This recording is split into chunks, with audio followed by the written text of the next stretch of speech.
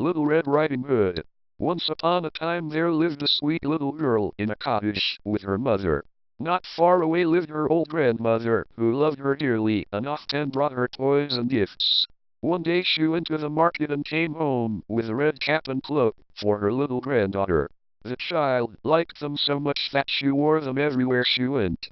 So she came to be called Little Red Riding Hood. One day her mother said, "Come, Red Riding Hood. I want you to take these cakes and this butter and this jar of honey to your grandmother. Go straight down the path till you come to her cottage. Do not run, for fear you fall and break the jar, and then poor grandmother would get no honey." "Yes, mother," said Little Red Riding Hood, putting on her red cap and cloak. She took the basket on her arm and kissed her mother goodbye. Off she went through the woods. As she walked along the path, she met a wolf. She did not know what a wicked beast it was, and so she was not at all afraid. "Good day, Red Riding Hood," said the wolf. "Good morning, sir," she said. "Where are you going so early, Red Riding Hood?" he asked. "I am going to my grandmother's, sir," said the little girl. "Mother baked today, and I am taking grandmother some cakes and some butter and a jar of honey." "Where does she live?" asked the wolf. "About half a mile away in the woods.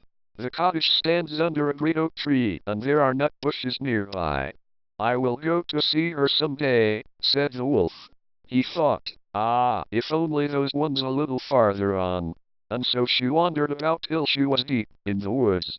Meanwhile the wolf ran straight on down the path. He went to the old grandmother's house and knocked at the door. Tap, tap, tap. There was no answer. The grandmother had gone out to gather cresses from the brook and had not yet come home. The wolf knocked 3 times, then he pushed open the door and went in. There at the head of the bed hung one of the grandmother's caps. He put it on and pulled it down over his ears. Then he got into the bed. All this time Red Riding Hood was still gathering flowers. At last she had as many as her hands could hold. So she made her way back to the path and walked fast until she came to her grandmother's cottage. She, too, knocked at the door. "Who is there?" asked the wolf, trying to speak like the grandmother. But his voice was so rough that Red Riding Hood was frightened at first. Then she thought, poor grandmother must have a bad cold, so she answered, "It is I, Little Red Riding Hood. I bring you some cakes and butter and a jar of honey." "Pull the latch, and the door will fly open," said the wolf. Little Red Riding Hood pulled the latch and the door flew open. In she went. There in bed lay her grandmother, as she thought.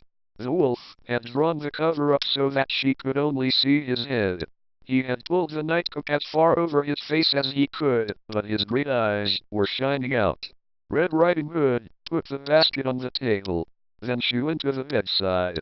"Oh, grandmother," she said, "what great eyes you have!" "The better to see you, my dear, the better to see you," said the wolf. "And, grandmother, what great ears you have!" "The better to hear you, my dear, the better to hear you." "And what sharp teeth you have!" "The better to eat you up," said the wolf, jumping out of bed. He was just about to eat poor Little Red Riding Hood at one mouthful.